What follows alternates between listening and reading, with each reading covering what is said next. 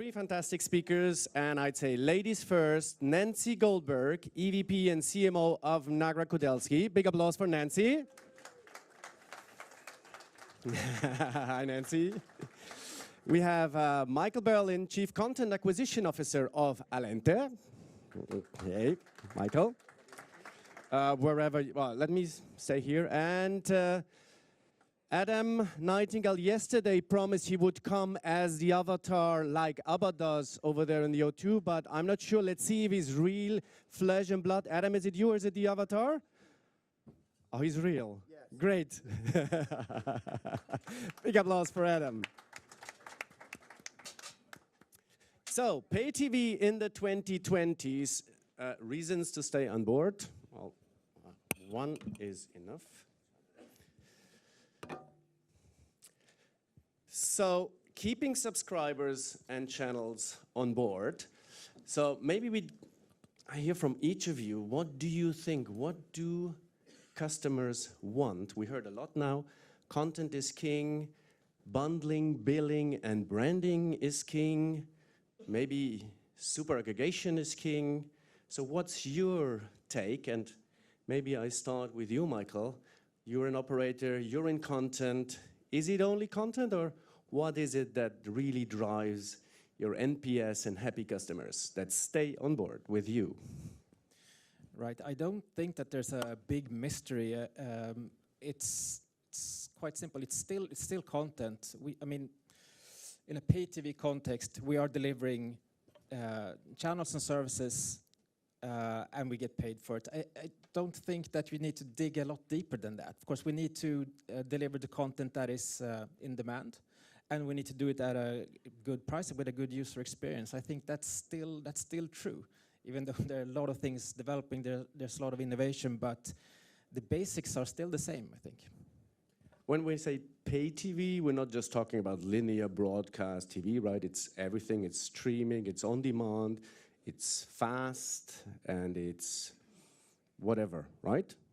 Yeah, exactly. Perhaps with an asterisk on fast, since it's by the definition for free, so it's not really pay TV, but we could... You pay with your eyeballs. True, yes. And also, in our sort of environment, we would... So you are right, that would be behind a paywall if we sort of offer it to our subscribers anyway. But yes, when I say pay TV, I mean all of those categories. So we deliver video content and we charge for it. So it doesn't really matter if it's linear channels or if it's SVOD services. Yeah, it's still pay TV according to our definition, yes. Okay. Adam, you're in the business of making all the content that there is shiny, accessible, and easy to find and present it in a nice way. So what's your take on what do customers need these days? I think you answered it already. It's simplicity. You know, TV, it's entertainment. It's where you go to be informed or to escape or to do something to distract yourself from whatever else is going on. And the crucial bit is that it has to be easy. You know, historically, we would turn the television on and TV would come on. You know, there'd be something there. Yeah, maybe you like it, maybe you don't, maybe you turn over, maybe you stick with it. And I think that the odd thing that sort of the slight irony about what we do at 3SS is that we build these great UX capabilities across any kind of device, but what we really want viewers to do is not use them. You know, we want to get through that as quickly as possible, from that point where you sit down on the sofa or on a train or on a plane, wherever you are, and you're watching something you want to watch really quickly. Now, we have to cut down that time where you're mucking about looking for something. So that whole super aggregation story, what Emma was talking about before, about making it easy for people to find content that engages them quickly, is so important. It's, for me, the most important thing about TV is making it easy. Don't irritate the hell out of me by giving me loads of options and things I'm maybe not so interested in. Give me something I want now. That's not easy, as we heard, because more and more channels to come. Emma said that the EPG is already full. So it's getting tougher. Fragmentation is increasing. And that's something you address a lot, because with rising fragmentation, there's one super aggregator out there, and these are the pirates. They have all the content, they have access to all the metadata in a shockingly great UI, not done by 3SS, and it and they have a lot of rise. So I think last year, the rise of piracy was like around 20%. Netflix accounts for 16%. There was articles recently. So what does that mean, Nancy, about the value of content? Jesus, that's such a loaded question. It means a lot, actually. It means that consumers can always go and find whatever they want for free. So keeping them is going to be harder and harder if they have to pay for it in ways they don't want to. It means that we have to give them the flexibility, the value, the experience. There can't just be one thing that everybody wants. It's hyper-personalized. It is, you know, the adage of, you know, give them what they want whenever they want it. It couldn't be more true today. So I think we all have to look at not only the simplicity, but shit, you know, what are the pirates doing that we aren't doing? You know, and I don't think it's just free. They just have a really easy service. They have it so that anybody can use it. There's tons available. So it's a tough question. It's a tough problem, but I do know for sure we have to do something about it, because none of these operators, none of the subscription services would be anywhere if the value of content continues to go down. Yep. So one of the solutions is super aggregation. We heard it in all the previous talks, right? So I need to have all the relevant content. It needs to be easy accessible and well presented. How are you doing this at Allente, Michael? You're in charge of bringing the content in, but what is your secret sauce and how is it going so far? Yep. So again, you're calling it a secret sauce. It's not really that big of a secret. But what Perfect. we have, the path we have chosen to follow, to stick to rather, is a very traditional way of packaging our pay TV offers, but including the new types of services. So we do have aggregation deals with global SVOD services and local SVOD services. I don't know if we mentioned it, but we are we operate in the Nordics, so it's Sweden, Denmark, Finland, and Norway. And the local SVOD providers there are very, very strong, have a large market share in our markets. So we have close relationships with those. So that being said, we have incorporated those into the old pay TV bundles, but we stick to the bundles with some, of course, some degree of flexibility for our customers, but there is a real advantage when it comes to acquiring content with the bundle model, because then we have sort of predictability in the volumes that we will and can deliver, which means that it is easier to negotiate these aggregation deals with the SVOD providers. We know what we can commit to, and we if we get a good sort of deal, we make those commitments. So we sort of trade committed volume for wholesale discounts or lower ARPU on their end. In that way, we deliver value upstream to the providers. They have sort of a certain volume that they can count on, a certain revenue. So we help them with the retention problem that was mentioned earlier. And we also deliver value downstream, that we do get a significant wholesale discount, which we pass on to our subscribers. So it's a sort of win-win in both directions. You mentioned local content. We've been always talking about the big SVOD players, the Disneys, the Netflixes of this planet. But how important is the local content? And are there markets where this may actually win the war? Because Netflix, everybody will have it at one point. Well, the local content is extremely important in our markets. It's the only really must-have content that we need to have, especially in the linear space.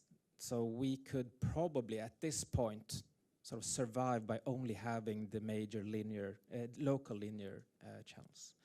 But the international ones also add value, so we're very happy to have them on as well and include them in our bundles, yes. But the strong local channels are the real must-have channels. And it's the local broadcasters that have also launched the local SVOD services. I think also mentioned earlier that it's an overlap. So it's some overlaps in terms of content, but it's sort of sprung out of the linear channels. Now the SVOD versions have a lot of original content. It's not on linear, but it's the same media houses. And they have sort of used that to, I guess, build their position to be, if not number one in each market, at least number 2 or 3. Okay. You called it traditional, the old bundles. Is that the perfect way to address the silver streamers, as we've been called by Tim? I feel guilty. So does that still work, or do we need to change things to address the younger user groups, so the 18 to 25 or 49s, and maybe looking at you, Adam, what? Yes, because of the younger user group, exactly. What is it that we need to do in the UX? Is it bringing TikTok on the big screen, like Orange Spain just recently launched? Is that the way, or what needs to be done? Is it building communities? What are your thoughts about that?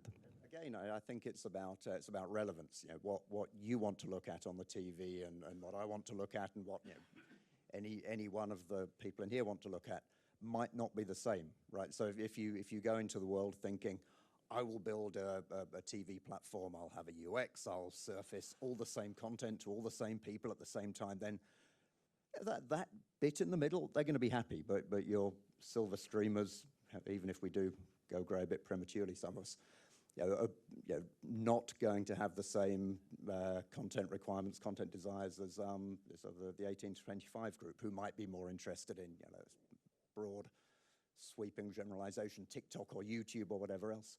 So I think understanding the different personas that you're surfacing content to is important. Understanding what kind of UX appeals to them is important, and making sure that whoever's looking at the TV is getting something that is relevant and interesting to them. So there is no one-size-fits-all argument. I think aggregation from many different places is clearly key, and those slightly non-traditional content sources, let's call it YouTube again, or TikTok, or local content, are all important. But making sure that you've got it in the right kind of format, with the right content front and center for the people that are most likely to be interested in it, is what matters. And then, coming back to the super personal, hyper-personalization comment, understanding, monitoring, and tweaking that so that you can see what works, what doesn't work, adapting the UX, adapting the content that you want to promote, is a never-ending editorial task. But having the means to manage at a fairly granular level content and UX is going to be increasingly important. Anyone that wants to stay relevant and wants to keep viewers on their platform rather than going direct to Netflix or Paramount or TikTok or YouTube is going to be crucial. And when I do that on my phone, I don't need to log in. If we're on the big screen, there's my wife, there's me, there's the kids, and what is the incentive to let you know who is watching? Is it because I don't want to see the anime series that my daughter is watching? Or do you have a camera that recognizes me? Probably not. Or the voice fingerprint, or a fingerprint on the remote. How do I manage my digital identity? And I mean, I think the Kudelski group is great in protecting that, but also identifying it. So what are some of the themes and approaches you've seen or think will be relevant for that? The hyper-personalization, what do I as an operator need to keep in mind?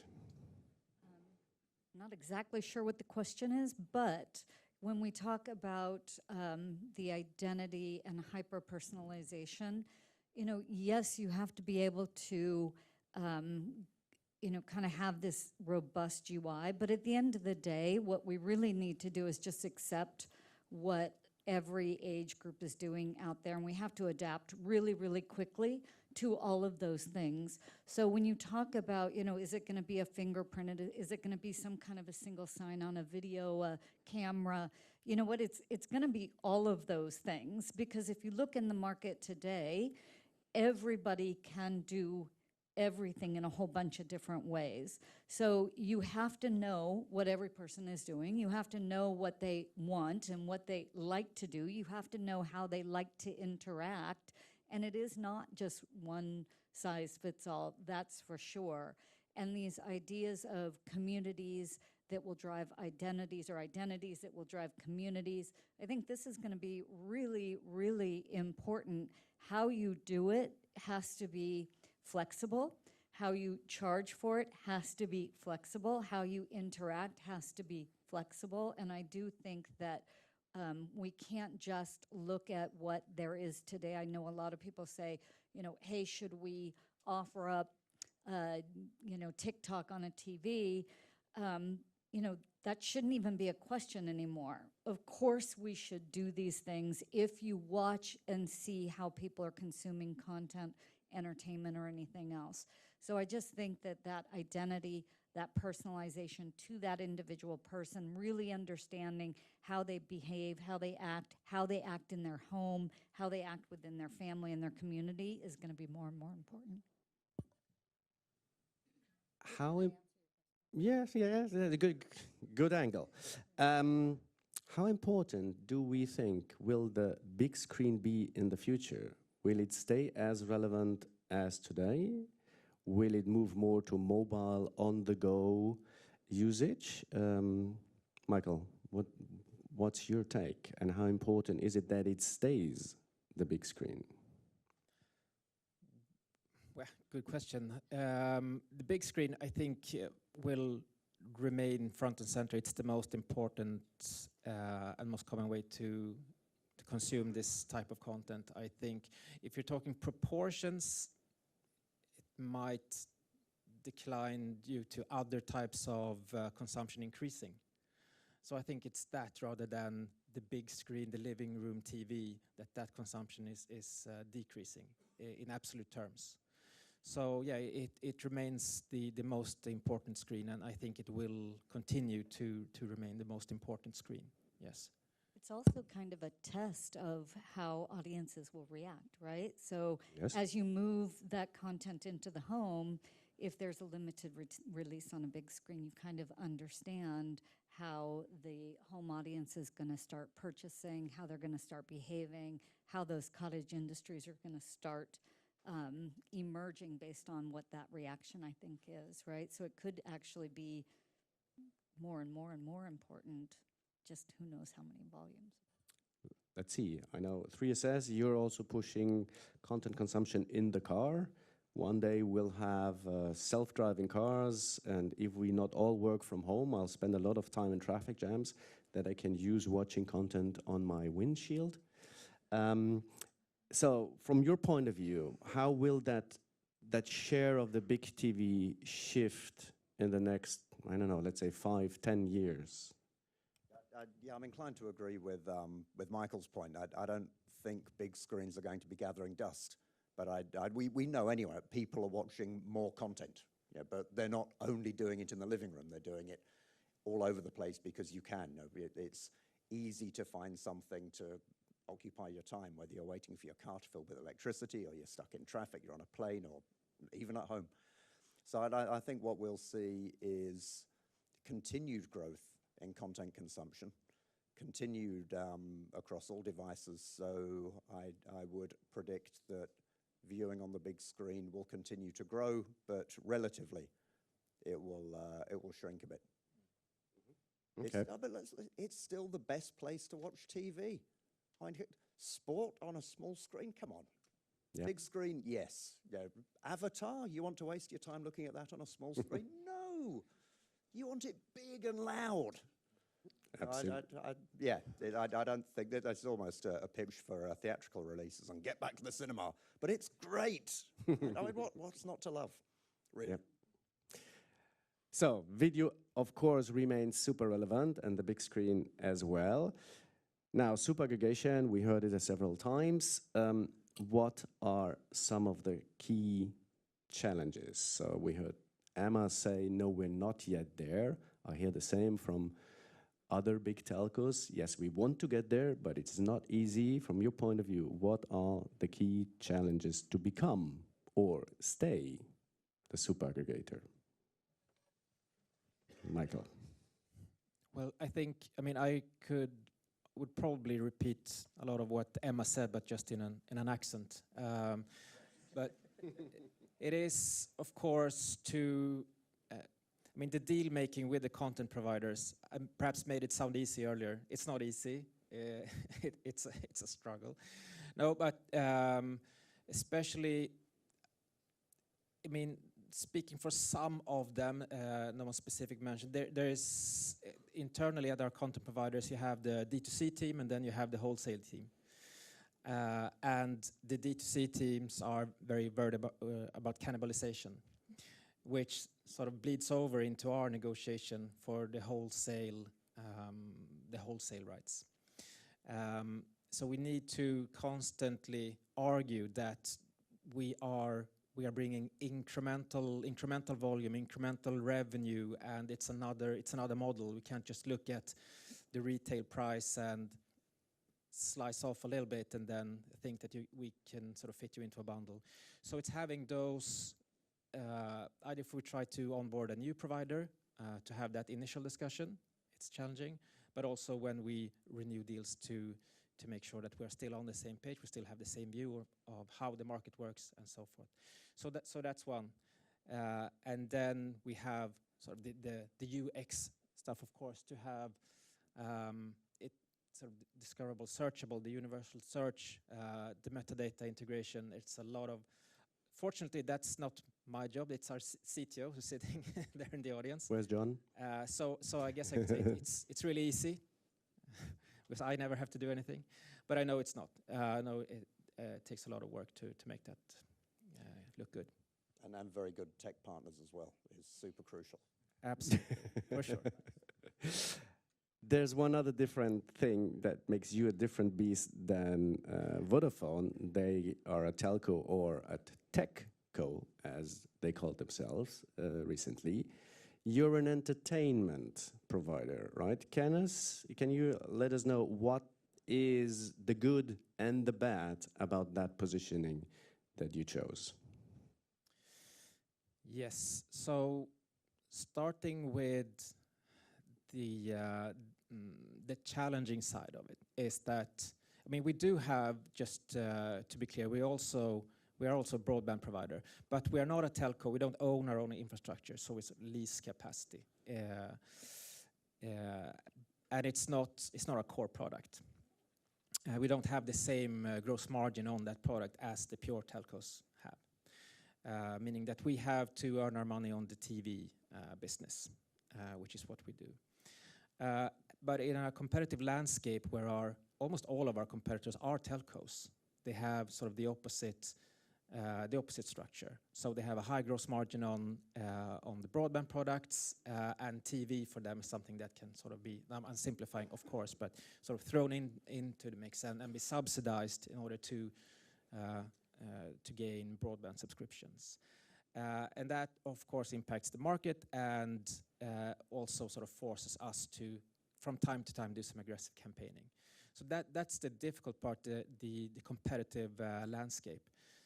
The positive part is that we really focus on the TV offering. It gets all the management attention. We invest a lot in it. It has enabled us to have, I mean, of course, I'm biased, but in our view, a superior TV product as compared to our telco competitors in our local markets. So yes, I think that's what I would say. I think that gives you one beauty that often we speak about. We have fantastic features. Voice search is one that really drives down churn. But if you are not allowed to talk about it, because, okay, we have this feature, but if we do a campaign, and I'm not looking at anybody, specifically in the room, because I know some have that struggle, that no, my marketing tells me I need to do a 5G campaign, and so I can't even talk about the great UX and the great features I have. That would drive down churn, but I just don't get the attention. I guess you don't have that problem. Yeah, you are exactly right. I mean, we communicate the TV product and we can focus all our campaigns on that. So exactly, that's a very good point. So all of you will eventually become super aggregators. You, the telcos, the entertainment providers. How can you differentiate? So let's maybe use the last 10 minutes to sum it up. It's UX, it's the right content, brand, bundling, billing. What else? Security? Definitely security. Security and keeping the value of content high is going to be really, really important. I think more and more personalization. So I think investing heavily on the UI side of things. On the AI side of things, because I think that we really need to have more and more ways of really understanding people, their behavior, the consumer behavior. So that's, to me, where I would focus. You have a cool product. Yeah.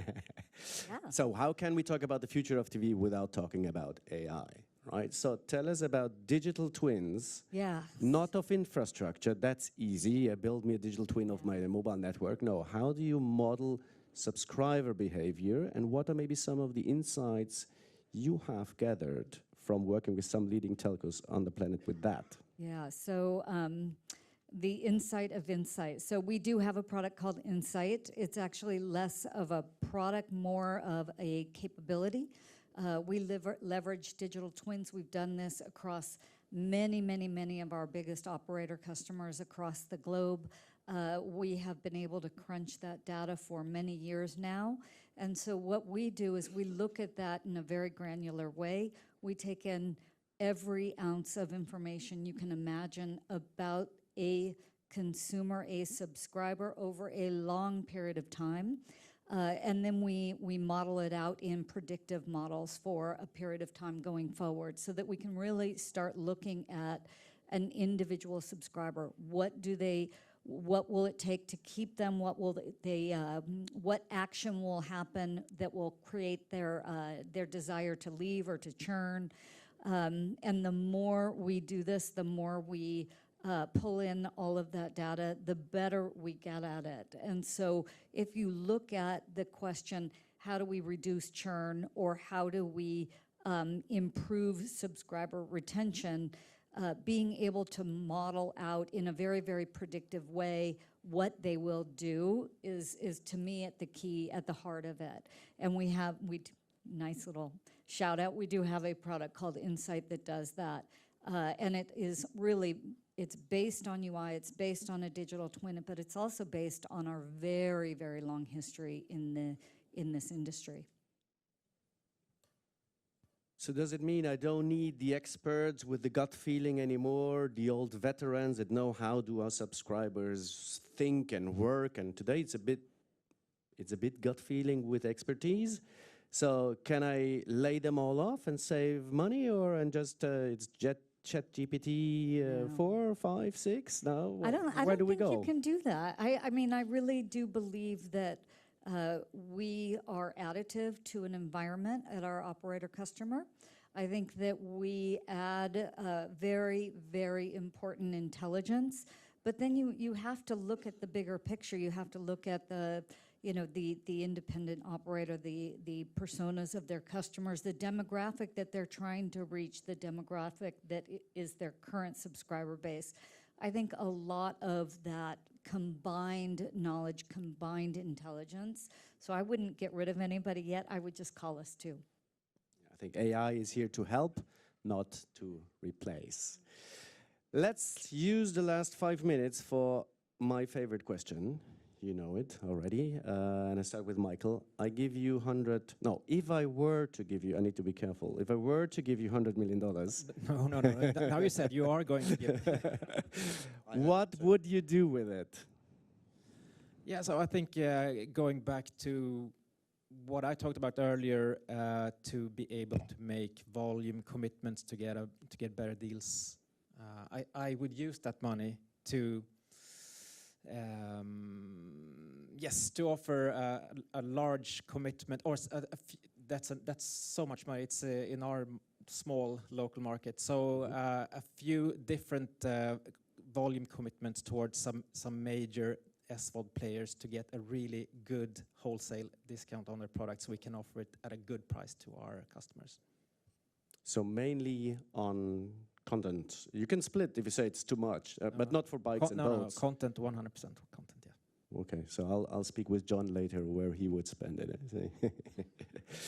Okay, and Adam, where would you spend 100 million? Yeah, I know where John's spending it. I asked him last night, so I thought get an expert opinion. And he'd already said I can't clear off to Brazil or somewhere Nope. so this was not an option. He said pay the electricity bill would be one thing. If there's anything left over, buy some tomatoes. But what if I had to spend it in this industry, I would probably not need all of it, but I would spend time investigating the real use of AI. I mean, assuming that you already have good infrastructure, good UI, UX, and I'm looking at incremental improvements there, then it would be understanding how I can use AI to better understand viewers, better understand viewing behavior, understand how I can make sure that I keep as many viewers as possible on my platform as much of the time as possible. Stop them from wandering off. Keep it simple. Yep. And Nancy, your 100 million. I'm in the same boat, really. I would really invest so much money in AI and really trying to use that as a way to better understand behavior and predictability of that behavior. I think the other thing, and I mentioned this earlier, we don't have anything to sell if content is pirated, if it's stolen. It is a huge industry problem. It goes unresolved today. It will continue to be a problem until we figure out how to stop people from stealing what it is that we're asking people to pay for. So I'd put money there too. I mean, compared to the golden days, let's say 10 years ago, it was easy to fight piracy. You just get these smart card copy guys and you put them to jail. But today, everybody can just frame grab the content and put it on the internet. And I hear sometimes operators said, well, if I fix it, they will just steal it from my neighbor. That's right. So it's an industry problem. And do you have some suggestions on how to solve that? Maybe it's too much for the last 3 minutes. I don't have a way to solve it. I know where I would start looking in terms of technology. So I would look to kind of a combination of a few things: blockchain, watermarking, probably encryption, to see what you can't do from camera to kind of wrap things in a bubble. So I'd try and look in that area. But I also just think that if we don't recognize that people are making it so easy to take it, that most people that are taking it don't even know. So we just have to make the experiences better so that we can keep people engaged, so that they're not wandering looking for something else and they find that they're going to get it for free. If you like some of my money, that was a very good answer. I'll take Use all the your microphone, money. Adam. Thank you, Nancy. Thank you, Michael and Adam. I know it's about time for coffee, but is there any question anybody wants to ask the panelists? Hands up. Anybody? Yes? Tommy, don't be too hard, please. Simple question. Thanks, Andy. It's been about 2.5 hours since 3SS and Allente sent out the press release talking about the 4K streaming dongle. Wondered if NAGRA is involved in that. I don't think so. Are we? I really don't. I'm looking over there at my product guy. I don't think we are. Sebastian, you have an answer? We're not involved on that one, but we're involved on many other things with 3SS, and it's a great combination. That's true. Thank you. Any other Many questions? different projects going on. Any other questions? No? Then it's time for coffee, and big applause for the three here on stage. Thank you for being here.